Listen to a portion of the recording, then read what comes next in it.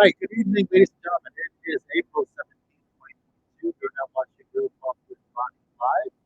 So before I begin, I want to wish everybody a happy Easter, and happy Passover to all of our Jewish friends.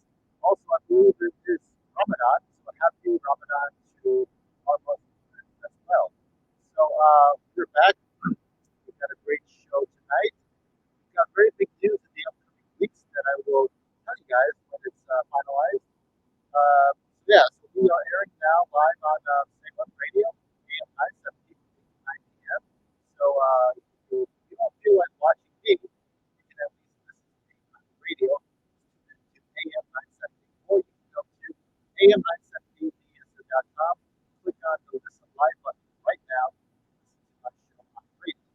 All right, on my show tonight, we've got a very big guest. So as you know, typically we deal with right? Local level, county level, state level, and federal level. Today we are going to be talking to a guest of mine who is currently living in Shanghai, China. He has been out in Shanghai for the past 20 plus years. He's American. His name is Shaun Rein. He's an entrepreneur, an investor, a board member, and also the author of four fantastic books. He's a best-selling author, and we're very happy to have him on our show tonight. Mr. Shaun Rein is the founder and managing director of CMR, China Market Research. He's also helped start a hedge fund also in Shanghai. So he's got a lot going on. We're very proud and very happy that he has the opportunity to sit down with us. Earlier this week, he met with us about the situation in Shanghai. I'm not sure if you guys have if you guys are watching, but for the past month, China, specifically in Shanghai, they've been locked down resurgence of COVID-19. Um, and they've been in quarantine lockdown for the past month, month and a half. There has been reports of news unrest and protests in Shanghai. So, I mean, that's what we're getting, right? That's what we're seeing here in the Western world. And here on our show, we like to review facts and opinions. So we're very happy that we're able to talk to somebody, well, not just somebody, but a very big currently in Shanghai on the ground talking about the crisis there. And yeah, so Shaun Rein is a like that. He's involved with Yale for his undergrad, and then he went to Harvard for his master's. So he's a very bright guy. Knows about communications. And let me lay out your opinion on that earlier this week. Okay?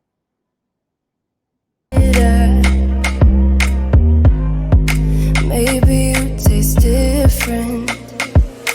Hold up, babe. All right, welcome back to Real Talk with Ronnie.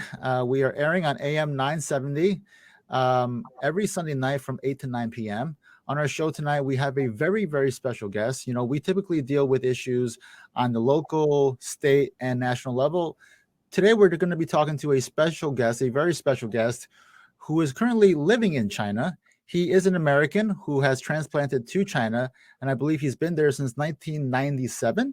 His name is Shaun Rein. Shaun is currently the founder and managing director of CMR, China Market Research, and he recently founded Broad Course Capital, which is a hedge fund in China. So, Mr. Rein, thank you for joining Real Talk with Ronnie. It's an honor to have you on. Ronnie, it's great to be here from Shanghai. As you can see, I'm actually in my closet right now because we're all under lockdown. I've been locked in our compound and locked in our house for almost 3 weeks now because the COVID situation has started to flare up. There are over 16,000 cases yesterday in Shanghai alone. Okay. Now, Shaun, let me go back to 1997, all right? So you are an American from which state? Yes, I'm an American. I was born in Concord, New Hampshire. Okay. And so I spent most of my life in the United States. And I came to China in 1997 when I was still a teenager to study Mandarin at Nankai University. So right now I'm 44 years old, and I've actually spent more time living in China than in the United States, but I'm still a very patriotic American. I've actually entertained the notion of moving back to New Hampshire and maybe running for Senate one of these days, or moving to a a population where there's more Asian Americans, because I feel the Asian American community doesn't have the voice it should have in national politics in the United States. You see, we don't have that many cabinet members. We're not represented in Congress enough. Right. And, that's part of the reason why I started this show. And that's part of the reason why I ran for office last year and why I'm currently running, this year. So, Shaun, being from New Hampshire, and by the way, you're 44, you don't look a day over 24. So, thanks. I work a lot with cosmetic companies in my day-to-day job as a consultant. So I've been using, cream and serums for many decades. So maybe they actually do work. Okay, so but it also could be your Asian genes, right? So you are part Asian, I'm assuming. Yeah, so I'm half Chinese, half white. Okay. My mother is basically a fifth generation born in the United States Chinese. Okay. We came to the United States in the 1840s to work on the railroads Okay. In California. And then my father's side is American Jewish. Most of the family moved in the, right after World War I. Into the United States. A few were stuck in Germany during World War II.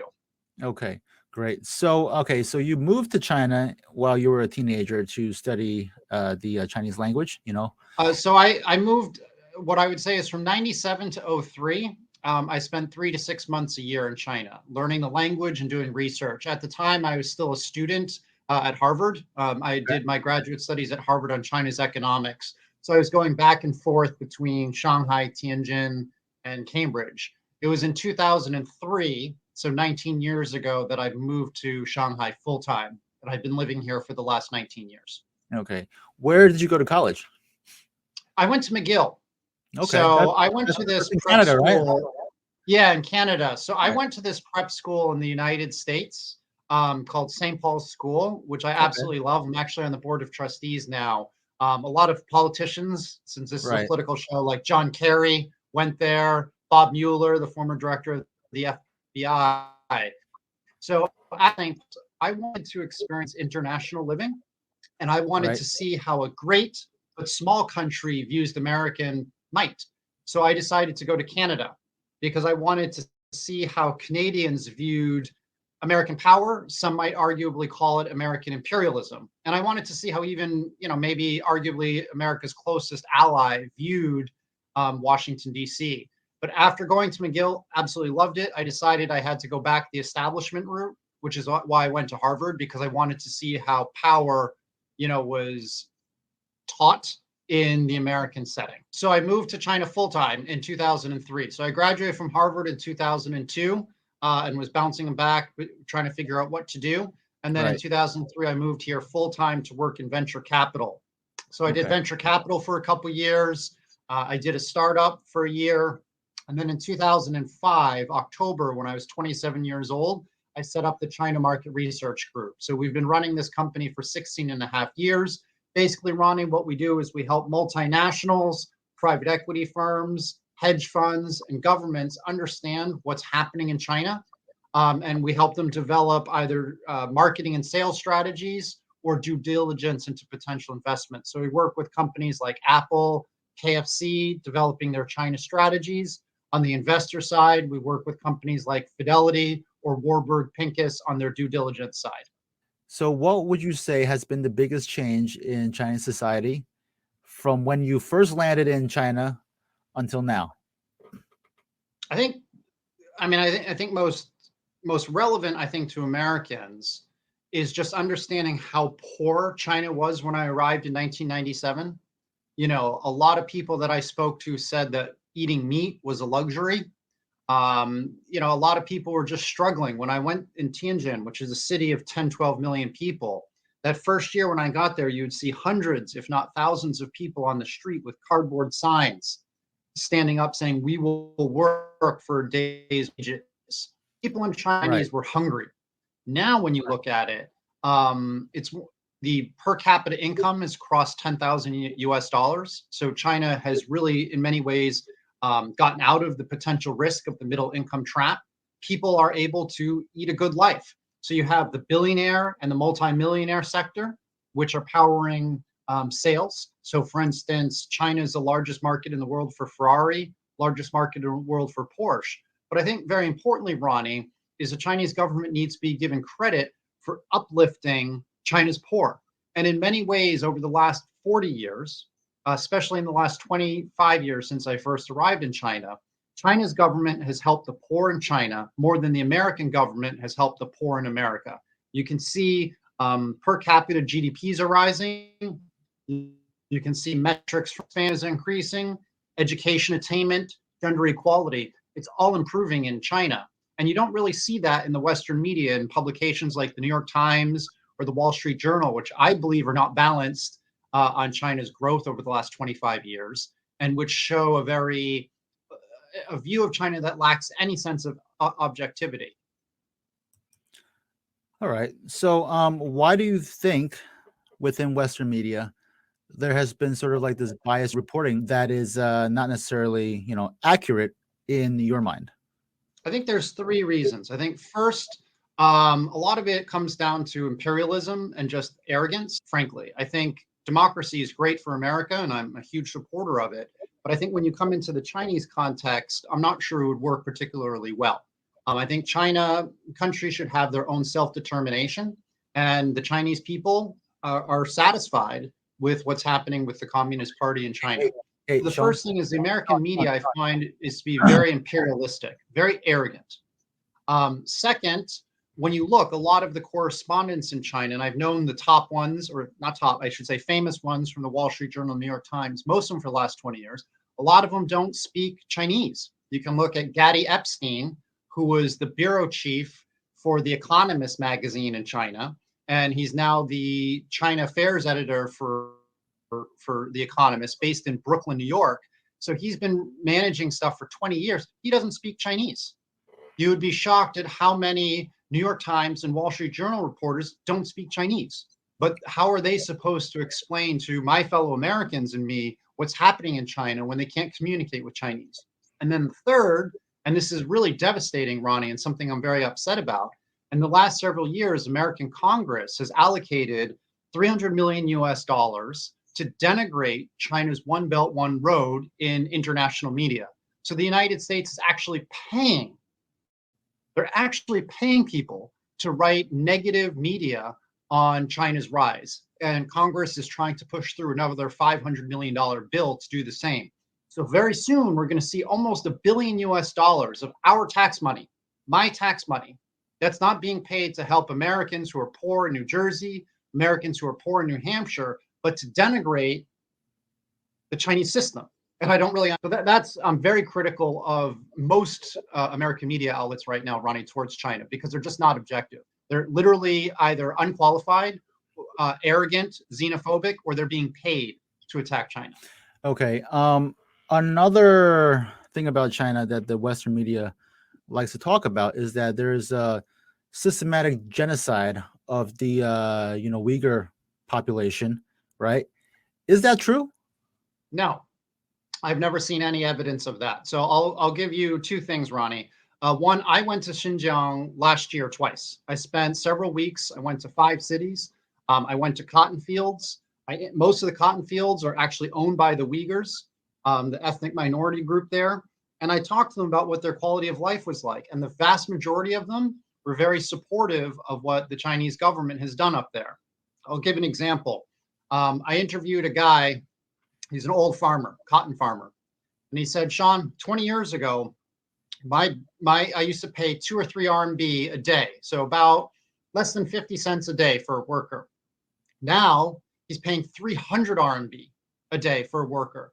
But his biggest problem is he can't even find any of the minority Uyghurs from Xinjiang to be able to work for him because the job market is so hot. There's so many good job opportunities that none of the Uyghurs want to work in cotton fields. So he has to go to Gansu province in order to hire people to come work on, and they're Han Chinese, the ethnic majority group, in order to work on the cotton fields. But even more than that, Ronnie, he says his biggest problem is that 95% of the cotton picking system is all automated.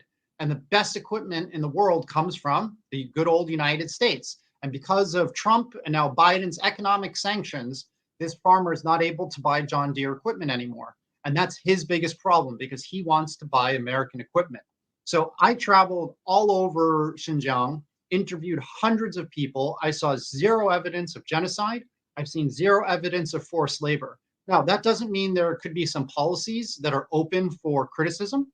I think anywhere in the world, some policies sometimes are heavy handed and don't make a lot of sense. And you could criticize that. But there's no evidence, none whatsoever, of genocide. And I've challenged Tony Blinken, the Secretary of State for the United States. I challenged Nicholas Burns, the U.S. ambassador to China, who've both made allegations of genocide, who have both made allegations of forced labor, to actually show evidence, because they're just saying stuff. They're not giving any evidence. It's basically even flimsier than the WMD Iraq evidence that Colin Powell presented 20 years ago.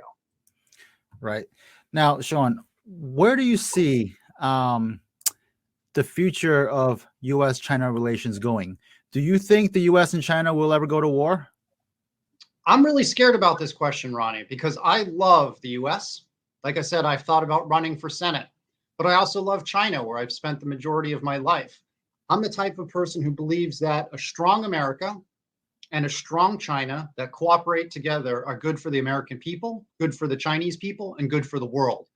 Unfortunately, I'm not sure that there's going to be good relations between these two countries during my lifetime. Hopefully, during my son's lifetime, it will be good, because there's just so much rising xenophobia in the United States.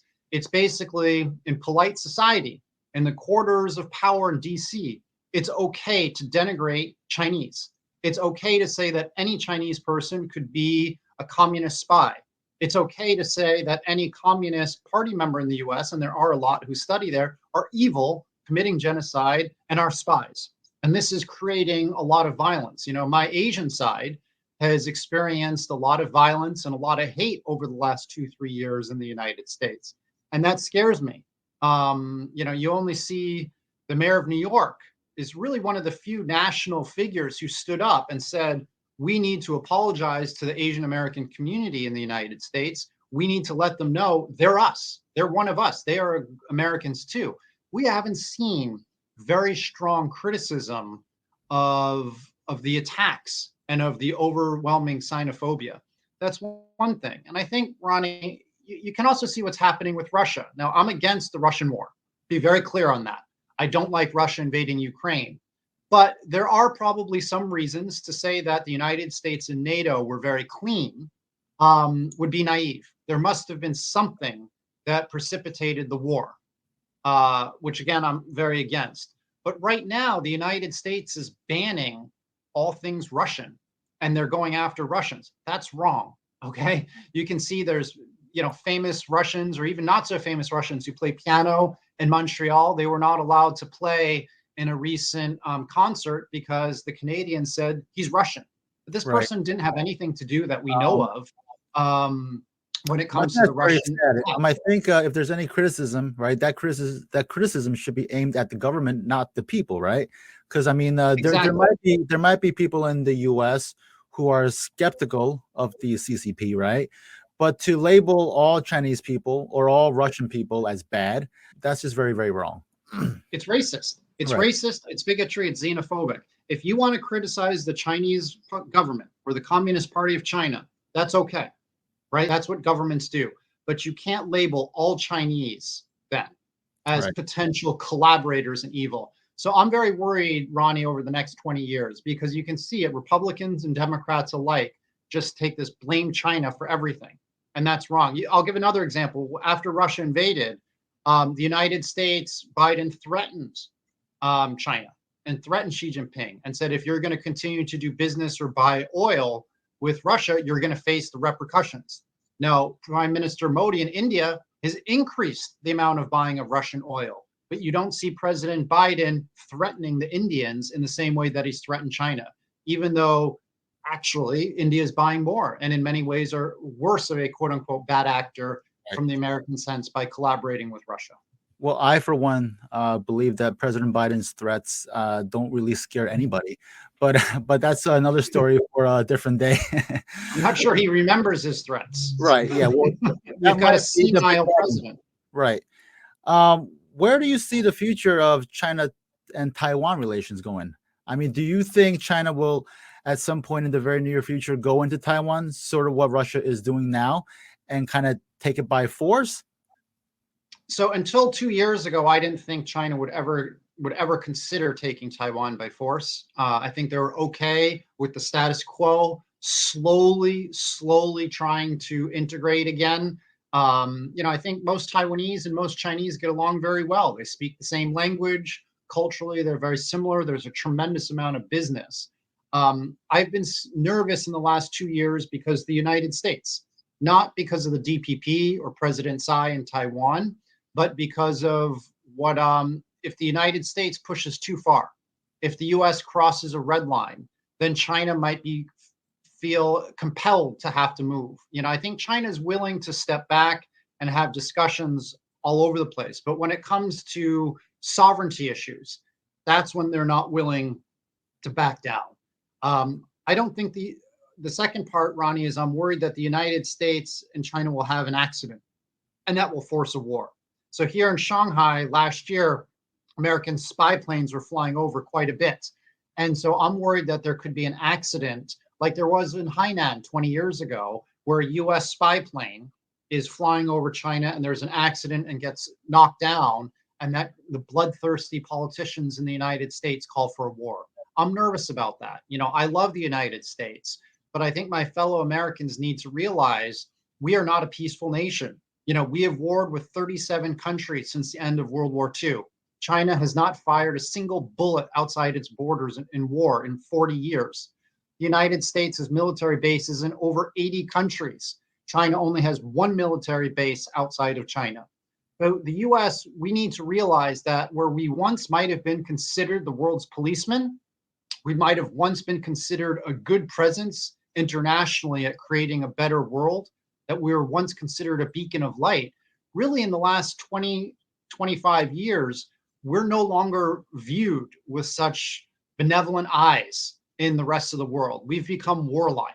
We've become extremely militant, and our war machine and our media, which pushes warmongering in order to sell new subscriptions and advertising eyeballs, really need to be reined in, because it's dangerous for my fellow Americans.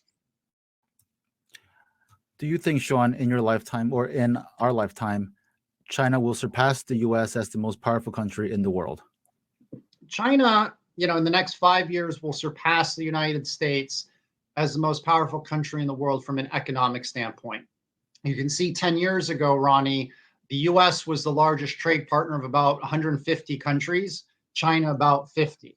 That is actually reversed. China is now the largest trade partner of 150 countries, the United States, only about 50. So what's happened is China is an economic superpower, but I don't expect it to become a military superpower in the same way as the United States. It just doesn't spend anywhere near as much money on its military as the United States does. The US is like 6-7 times more, and that's not even counting like a lot of the wars that we actually go into. But I think so I don't see China doing that. Right. But I think a big problem with the U.S. today is that the U.S. government, especially, which includes the military, we're too focused on wokeism, right? So we're too focused on whether or not you can call someone a guy or a girl, and we're focused on that even within our military. Whereas in China, right, they are razor focused on building up their military. They're razor focused on building up their tech, right? So in that sense, their eye is on the prize, and they are overtaking us. So where in your mind can the U.S. change its ways to try to stop this trend from happening? Like, how can the U.S. go back to being the number one economic power?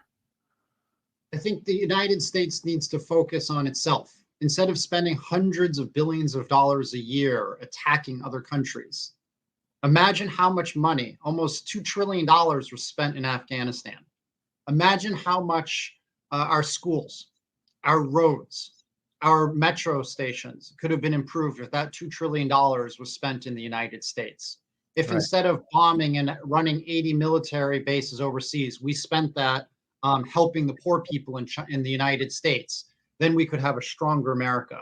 That's one thing. Second, I believe in competition. I believe that the president of the United States should say we need to compete against China in innovation. We need to surpass them in economics. But that's not happening. The way Biden regime and previously the Trump regime did it is they tried to put down China's innovation. You can see with the Huawei case, they put economic sanctions on Huawei. They're putting economic sanctions on DJI, the drone maker, instead of trying to bully China and thus keep American dominance in the economy.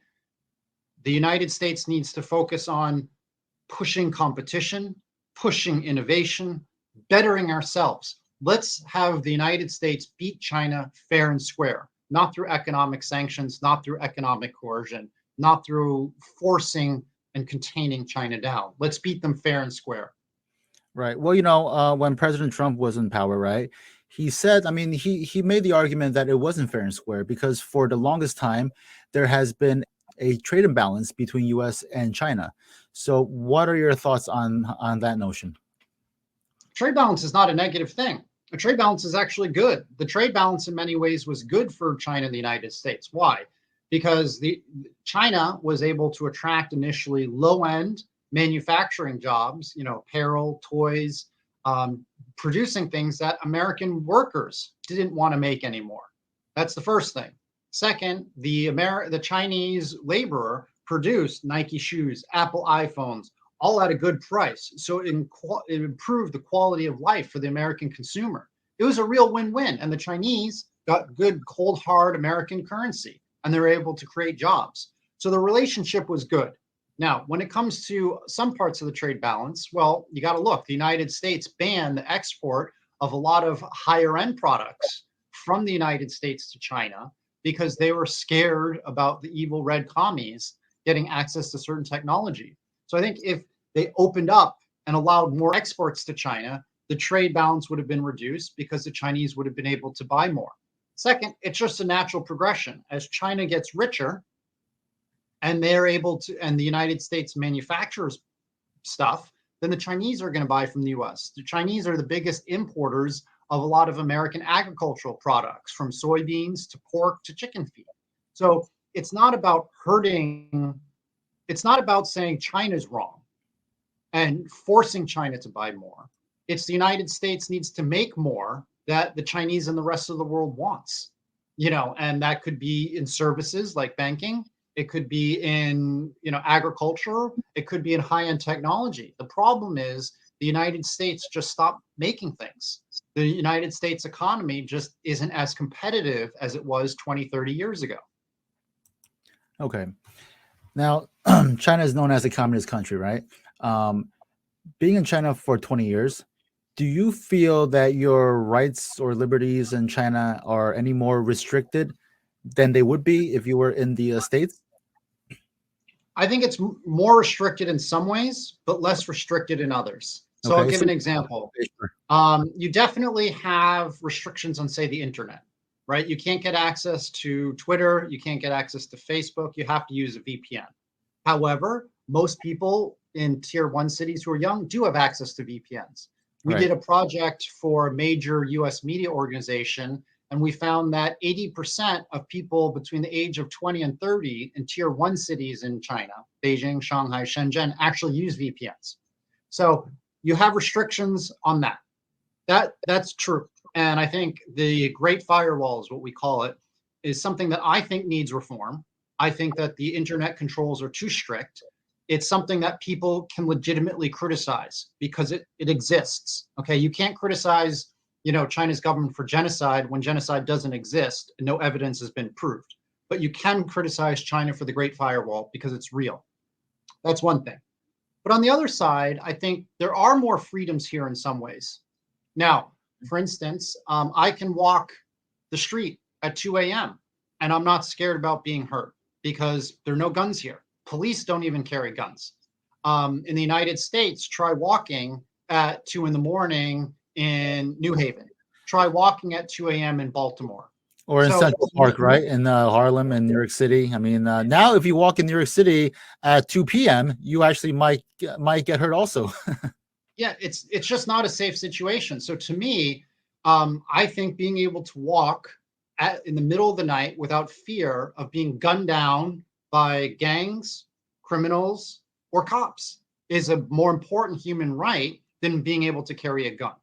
So I think each country has to define what a human right is. Okay, and that's not right for the United States to force on other countries its definition of human rights. I could live anywhere in the world, Ronnie, but I choose to live in China because I really like it here. I feel my quality of life is great. Are there some things that I would like to see more of? Yeah, I would love to see more outdoor restaurant and patio dining um, because I think that's fun. I would like to see more street performers. All of that is highly controlled because the Chinese government is worried about chaos. They're worried about noise. Yeah, I wish we had that. I miss that part of the United States, but I feel safe, and that's nice. Right. You mentioned how in China there is an internet control, right? The Great Firewall, right? But all I would say is that now in the U.S., yeah, we have access to Twitter, to Facebook, and all that kind of stuff. But what's the point of having access to these sites when you're being censored, right? On Twitter, on Facebook, on all these different social media apps. So right now in the U.S., we're losing a lot of our rights too. Yeah, I totally agree with that. I think in many ways there's censorship in China, but we all know what it is, Right. and we're not hypocritical about it. In the United States, there's a lot of hypocrisy. They say freedom of speech, but then they ban. So I'm not a supporter of President Trump, but I think it's awful that Twitter and Facebook have knocked him off and don't allow him access to Twitter. I don't like how Europe and the United States have all banned Russia Today or Sputnik, the media organizations from Russia. Even if you don't agree with the war, again, I'm against the war, you still have to allow the Russians to be able to have their opinions and their voices put out. Myself, like I love the United States, but I'm also fairly supportive of the Communist Party of China. I think they've helped the people of China really well. And I get abused. I receive a lot of hate and a lot of threats from people I shouldn't be receiving pressure and threats from to keep my mouth shut. I think the United States is hypocritical right now. They say freedom of speech, but it's only freedom of speech if you listen and agree with what the speaker says. I'm a big believer in having open debate as long as it's professional. I think the Republicans and Democrats alike need to stop demonizing the other side, and they need to come together and find some sense of common ground. Right. And especially with cancel culture today, right? If you don't agree with a certain viewpoint, you're canceled, you're banned, you lose your job. So I mean that's something that is very horrendous, and it's happening right now in this country like every single day. All It's right. horrible. It's like the Cultural Revolution in China from Right. 1966 to 1976. I feel the United States is going through that same type of process. Frankly, I'm more scared of saying something wrong in the United States than I am in China because the chaos and the cancel culture, the threats are so much higher in the United States than they are in China. I think in China, people are pretty calm and rational at this stage. Not everyone, of course, Right. but the level of craziness that I receive from people like Dan Harris from China Law Blog in the US is just crazy because if you disagree with someone, they harass you. Dan Harris tweets at me hate stuff 5-6 times a day. I've What had did to you ask say? the Washington State Law Association to investigate him. Yeah. What are your reactions to people who say that COVID was started in a lab in Wuhan? Is there any merit, any truth to that statement? I have no idea. Okay, I'm not a scientist. I think a lot of people in China believe that it was actually started in the COVID was started in the United States in Fort Detrick, which is now shut, but that was a bio lab. And there was a lot of soldiers from the US who went to Wuhan, which is where COVID was first found in China in October of 2019. So a month or two before it erupted in Wuhan, there are a lot of American soldiers there. So a lot of Chinese believe that the conspiracy theorists feel that it was started by the American military, whether intentionally or unintentionally, they don't know. A lot of people in the United States think it was done in biolabs in Wuhan. If you understand how Wuhan is, it's a city of 10 million people. It'd be very unlikely that China would have, weapons making in the middle of a 10 million person population. If they're going to do it, they would do it way off in the faraway provinces like Gansu that's uninhabited. So to me, it doesn't make any sense that it was intentionally started by the Chinese in a weapons capacity. A lot of people think that it was started naturally in the wet markets here, or maybe even the wet markets in Italy, because there's a lot of early cases came in wastewater in Italy. I have absolutely no idea. What I don't like is how the search for the origin has been so politicized by people like Scott Morrison, the Prime Minister of Australia, who's a flaming xenophobe and has said it must be China and it must have come from Wuhan. I think we need the World Health Organization. We need scientists to do a search to make sure we don't have this happen again. And search Fort Detrick. I don't know why they're not going to the United States to research. They need to get full access in China and Wuhan. They should go to Italy. They should go all around the world to find out how this actually happened. I don't like of it. Again, every American politician who wants to score brownie points with voters is going to say, take a hard stand, say it was the Chinese. Vote me in, I'll punish the Chinese. It's just not a good situation right now. Okay. And the vaping deaths. A lot of Chinese say, well, what about, 6 months before it popped up in Wuhan, there was a lot of mysterious vaping deaths in nursing homes with the pneumonia-like symptoms in the U.S. because there aren't vaping deaths anywhere else in the world, only in the U.S. I have no idea. I'm not a scientist. Right. But I believe, the official death count from COVID in China, right? I think it was estimated at what, like 5, 6, 7,000, 5,000, right? 5,000. Do you think that's a believable number?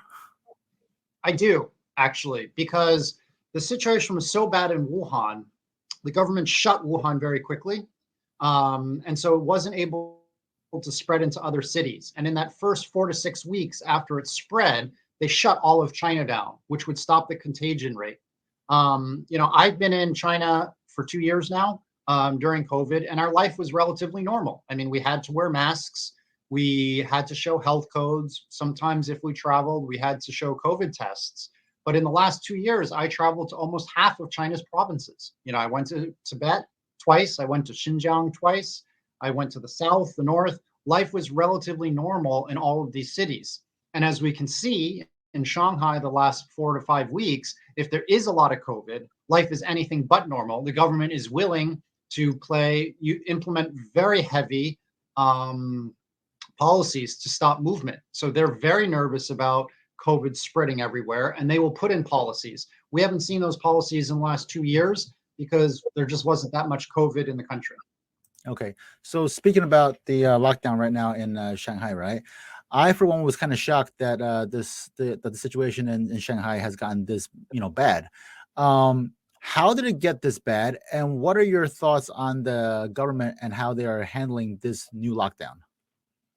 So I would say that over the last 2 years, Shanghai's government deserves an A+ grade for their COVID containment policies. They did a great job, and our lives, as I mentioned, were relatively unimpeded by policies. But in the last 4 or 5 weeks, I'd probably give them a C+ grade. There have been times that it's been very difficult for many people in Shanghai, including my family, to secure steady access to food and water. I've been under lockdown almost 3 weeks, and the first 10, 11 days, it was tough to get food. We're not able to go outside. We weren't able to order food by couriers. So it took 9 days for the government to give us a bag of cucumbers, carrots, and 2 things of cabbage. There was a lot of stress, a lot of panic buying, and a lot of hoarding. People just overbought, because when they had access to buy food and that chance, they said, well, we only need 1 carton of eggs, but I'm going to buy 6 because I don't know when I'm going to be able to buy eggs again. I think the last 4 or 5 weeks was terribly mismanaged, and there's a lot of anger within Shanghai. Now, how did this happen and why? I think the Shanghai health authorities tried to actually be nice to Shanghai. So when there were some cases in other cities, the whole city would just lock down for 7 days. And I think Shanghai didn't want to do that. They didn't want to interrupt our lives. So what they did were 48-hour rolling lockdowns. If somebody was caught sick, they would lock down the compound for 48 hours and test everyone. And then in the hopes that the rest of the city could be open. But I think what we've learned in the last 2 years is you can't, no lockdown, no human can be faster than the virus. It just transmits too quickly, especially Omicron. So by doing these 48-hour lockdowns, they allowed, unfortunately, the virus to just keep spreading very quickly to the point where, we had over 16,000 cases yesterday, and you have to lock down the whole city. So in my region, we're probably going to be locked down minimum another 1 to 2 weeks where we can't leave the house. I do have enough food now for a week or so. So I'm much calmer than I was a couple weeks ago where I was nervous. I would wake up and say, where are we going to get food today? Terribly mismanaged. I'm very disappointed. Most residents in Shanghai are also disappointed. And we're very happy that the Vice Premier Sun Chunlan and the central government has come to help fix the problem. In many ways, and this is interesting, in many ways, people in Shanghai feel that the policies initially were not draconian enough. So the New York Times always says that the Shanghai COVID policies are too draconian. It's not true. I think everybody in China understands what the policies are. Our anger comes from 4 weeks ago, 5 weeks ago, when the cases started to get bad. They should have been more draconian and shut the whole city down rather than do these 48-hour lockdowns. The anger is not that we're locked in our house. The anger is that we can't get access to food. So the government initially didn't do a great job at saying, okay, we're going to lock down people, but we need to ensure the supply chains for basic needs. They didn't do a good job on that. It's gotten better in the last 3-4 days. Okay. Now, do you think there are certain heads that are going to roll because of that mismanagement? Accountability is very important. And you look at it, you see, like, I think Florida was a disaster. Texas was a disaster in the United States, but you didn't see Ron DeSantis get in trouble. You didn't see Greg Abbott get in trouble. There's almost no accountability in the United States for officers, people who've been elected. They say, well, if you don't like what I did, vote against me in 2 years in governor's cases or 6 years in Senate. So there's very little accountability. In China, you had 8 people in Shenzhen got reprimanded publicly. You had dozens lose their jobs in Wuhan. We have not seen that yet in Shanghai, which is kind of surprising. Typically the people would be punished very quickly and removed from their posts. We have not seen that yet. Now, I'm not sure what's going to happen in Shanghai. Have they not been held accountable because the central government thinks they did a good job and it just got out of control? Or they're waiting until the situation calms down before they hold people accountable? Or because Shanghai is too politically important and too powerful that they don't want to hold anybody accountable? My own opinion, Ronnie, is it would be shocking, absolutely shocking, if in the next month or two you do not see quite a few people in Shanghai lose their jobs or be publicly reprimanded for poor job. Right. They should be held accountable because a lot of the problems here were man-made. The food supply chain issue is a man-made issue. Okay. But what I find that's interesting is that, the COVID situation in China seemed to be, it was pretty much contained, right? So how did it all of a sudden blow up to how it is right now in Shanghai? Is it just because Shanghai is like a major hub, and there's people coming in from all different countries, or? Well, that's one of the issues. I think you look at the ports in Shanghai are 4 times larger than the ports in Los Angeles. So one of the problems is there are just so many people, so many goods, and we in China believe that COVID is also spread on packages. So to me, it was always likely that Shanghai would catch COVID badly. From what I understand, what the government has reported is that there was people in quarantine in a hotel in Shanghai, and there weren't enough safeguards. There was a little too much lax oversight. And so the initial COVID spread from this one quarantine hotel that didn't do a good job, and then Omicron just spread so quickly.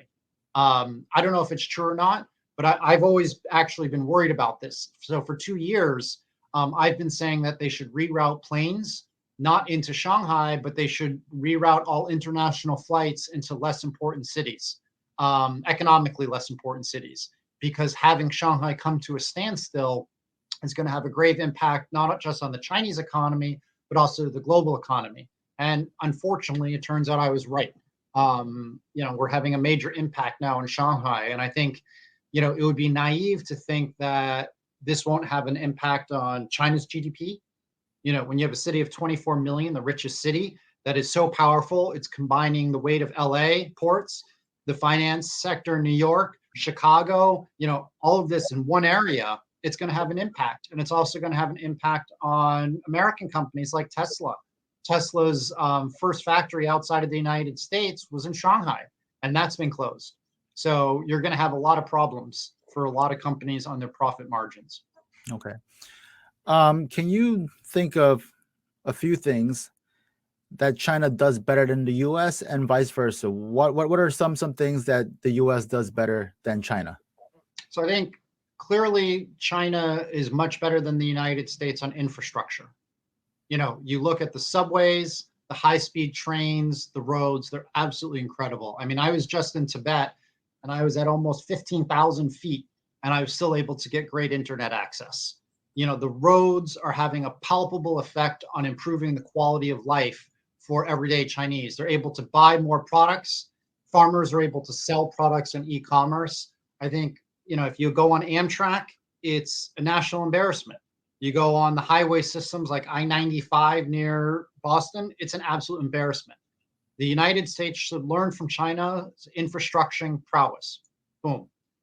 When it comes to where America is better than China, I think still quite clearly the United States has more strength in the education sector. Having those open debates, having an emphasis on a liberal arts education, the United States still is much stronger, which is why you see top students from China, students from wealthier families still go to the United States, to the Harvards, to the Stanfords of the world, to the St. Paul's, to the Exeters, because the education system is stronger. That said, you're starting to see an improvement in China's education system, especially in STEM. So I think the United States needs to make sure that its STEM curriculum still is much stronger than China's, because at the going rate, I think China might overpass American STEM in the next 10 years. Okay, thank you, Shaun. Where do you see the future of U.S.-China relations? Do you think there's some way that these two superpowers can come to terms and accept each other as a staying power, or do you think there's got to be one side that has to go down? I believe in a multi-party world. I don't believe in one global hegemon. I think there needs to be a balance of power. I think China is perfectly willing to share power globally with the United States. My concern is the United States won't. Whenever you see one global superpower rivaled by another, there very often is tension. There very often is war, like you saw with World War I and World War II. I think what we need is pragmatic American politicians who are going to say, look, China is rising. We need to let them rise. We need to outcompete them. We can't try to contain them or destabilize them by hitting them on their innovation, like the Americans did with Huawei. We can't try to cause unrest, which I believe they've done in Taiwan and Hong Kong and Xinjiang, with lies and fomenting unrest through activism. We can't try to do economic coercion on them. When Blinken says that China is, trying to upset the rules-based order, who set those rules? Why does American often breaks those rules and acts above the law? But the rules need to change. Basically, you have these rules set up by what I consider to be an imperialistic America and the former colonial European powers, which are only about 14% of the world's population, are trying to enforce their belief system and way of life on the rest of the world. I think we need a world that's more inclusive, that allows people who are black-skinned, yellow-skinned, and brown-skinned have an equal say to predominantly white nations. I am very concerned because as much as I love the United States, we should not be naive. My fellow Americans should not be naive. We should understand that the U.S. war machine has a stranglehold on our country and that we are not a peaceful nation. We are a militant nation, and we need to make sure and hold accountable our leaders, the war machine, our media, and ensure that they don't push us into war or continued tension with China. We need a great statesman, someone who can stand up and say, let's look for good relations between China and the United States and find some win-win, because we have not had that for many, many years. We have not had that with Obama. We did not have that with Trump. We did not have that with Biden. And I don't know who's going to be the next president, but certainly the front running candidates, none of them seem to have the gravitas or the intellectual power and the pragmatism necessary to form good China-U.S. relations, be that bridge. I hope I could help be a bridge like Kissinger was and help improve U.S.-China relations. That would sort of be a lifelong ambition of mine. I hope I can attain that, but I'm not sure I can in the current political climate in the U.S. Do you think perhaps Shaun Rein might be that candidate for president in the future that bridges both sides? Maybe, but I would love to. I would love to give back to my country, and I would love to be in public office. My dream job always was to be Secretary of State. But with the xenophobia in the U.S. right now, I think it would be very hard for me to pass any type of Senate or congressional hearing, because I'm not, drooling talking about evil communists. I think, the Communist Party in China has done a good job for its people. You can't have pragmatic, rational people right now who are appointed positions. They have to be bloodthirsty liars. Shaun, when it comes to China. Where do you see yourself in 5 to 10 years? Do you see yourself back in the U.S. or do you still see yourself in China? I could go either way. I love China. I love living here. But I also like the United States a lot. And I think it depends on where my kid ends up going to school and where he ends up living. And importantly, where I think I can have the greatest impact on improving U.S.-China relations. I do write books. I've written 4 books, including The End of Cheap China and The War for China's Wallet. And I'm starting to write my 5th right now. So wherever I can play that bridge role, wherever I feel that I can take care of my family and help both countries the most, that's where I'll be. Whether that's in Shanghai or in New York or in LA, that still is to be seen 5-10 years from now. Great. Shaun Rein, founder and managing director of CMR and senior partner at Broad Course Capital. Thank you for joining us today on Real Talk with Ronnie for your insightful views on China-U.S. relations. And, we wish you the best of luck during this lockdown right now in Shanghai.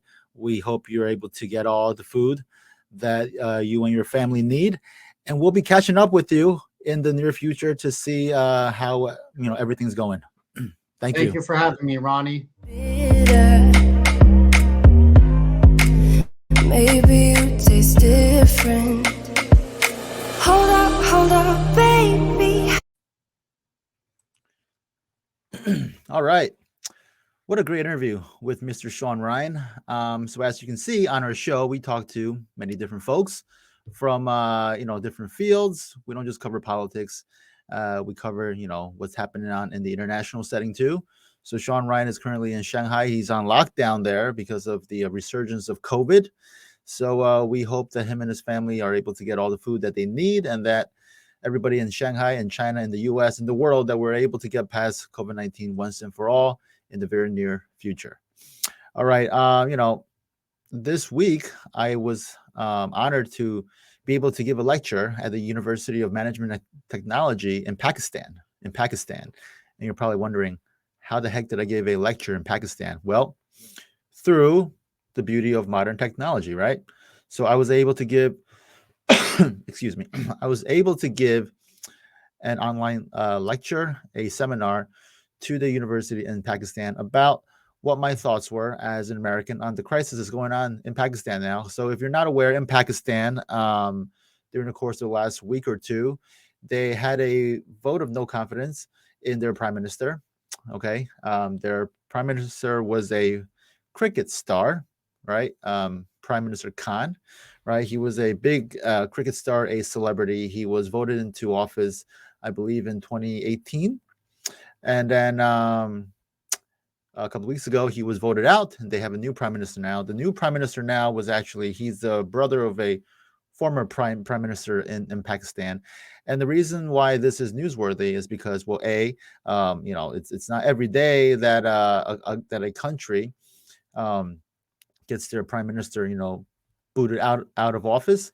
But more importantly, the prime minister who was ousted had blamed U.S. interference in their election process, right? he was saying that there was a letter sent by the State Department basically telling him to get out, or they would find a way to get him out.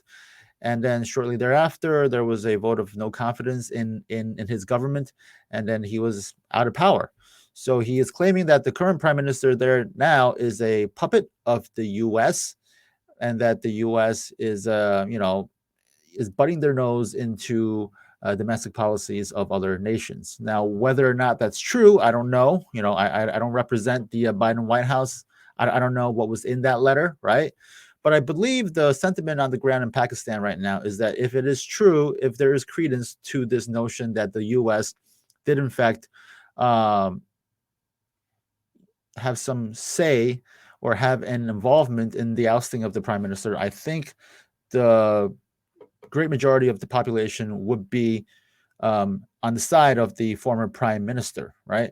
So that is yet to be seen. It's also it's worth to note that the former prime minister was very anti-West, right? He had a anti-Western rhetoric, and he was very close with countries like China, right? Well, Pakistan in recent decades has been an increasingly big ally of China. So, my speculation is that even if the U.S. had something to do with this, it's probably because the U.S. wants to maybe drive some sort of wedge between Pakistan and China. And given the fact that Joe Biden has a very weak, his position in the world right now is very, very weak. So I would believe that him and his government, they would want to do everything within his power or within their power to try to cause some sort of wedge between China and its allies. So who knows? You know, we will see. But uh, a lot of the countries, right, that are kind of waiting to see how this whole thing with Russia goes, they're probably waiting to see if anything else happens, because you know what they say, right? When the cat's away, the mice will play, right? And since Joe Biden has been in power, a lot of mice are coming out and they're playing. So you know, I, of course, wish success on our president, right? As a good American, we should all want our president and our country to do well. But unfortunately, what we're seeing right now in the news, in everyday news with our own eyes, right, is that that's not that's not happening. Our president is weak. The party that's in charge right now is weak, and they have all the wrong their priorities are all wrong. So that's why there are elections. That's why elections matter. This year, there's an election. The House of Representatives, the U.S. Senate is up for grabs, right? And I think even Democrats are prepared for a bloodbath. So we will see what happens in a few months. I'm running for office this year too for county commissioner. Our primary is on June 7th. So if you're watching this, if you're in the area, if you're in Bergen County, please go out there and vote for me, right? Let's finish what we started last year. Let's get the job done. All right. So that's all we have for today. Please follow us on Facebook, on YouTube, on Rumble, on Getter. Search for me on all those sites for Real Talk with Ronnie. For Getter, you can follow me via my handle at Ronald Joseph Lin. We are broadcasting on Salem Radio every Sunday night from 8 to 9 p.m. And in the coming weeks, there will be an announcement of a very, very big news that's happening to our show. I know it seems like every single week there's a big thing happening, right? And that's true. Our show is blowing up, and that's thanks to viewers like you, thanks to our guests, and thanks to all my fans, right, and my supporters and my family, and most importantly, God, right? Speaking of God, I want to wish again everybody a happy Easter Sunday, happy Passover to our Jewish, our brothers and sisters, and to our Muslim friends, happy Ramadan. I believe this is this is the month of Ramadan, their holy month. So it's a very holy month for people of all faiths, right? And at the end of the day, the only color that should matter is red, because we all bleed red, right? We're all humans, and we are all the same.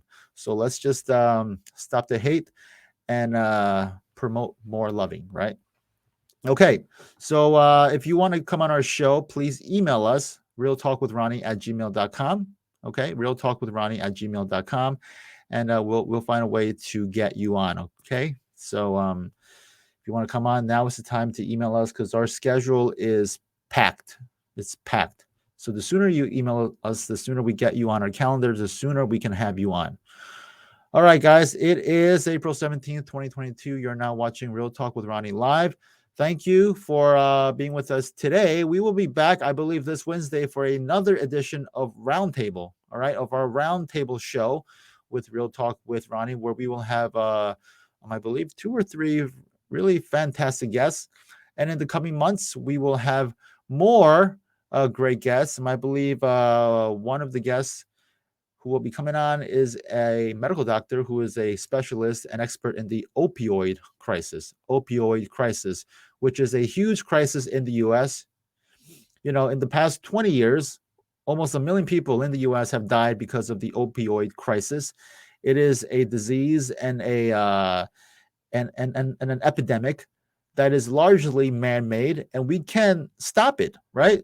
With the right government policies, with the right people in place, this problem can go away and countless millions of lives can be saved. So we'll be talking to that doctor. Our other guest in the coming months is the founder of the American Blockchain PAC. I believe it's the first PAC in the United States that is singularly focused on blockchain and on cryptocurrency. So we have a lot of big guests coming up in the coming months. So please join us, right? Follow us and spread the word about Real Talk with Ronnie. And very, very soon, I'll be coming to you with very big news on our show. All right. So thank you for joining us tonight. We wish you a great Sunday, a great week, and we will see you all very, very soon. All right, guys. Take care. Peace out. And I love you all. Okay. Bye-bye.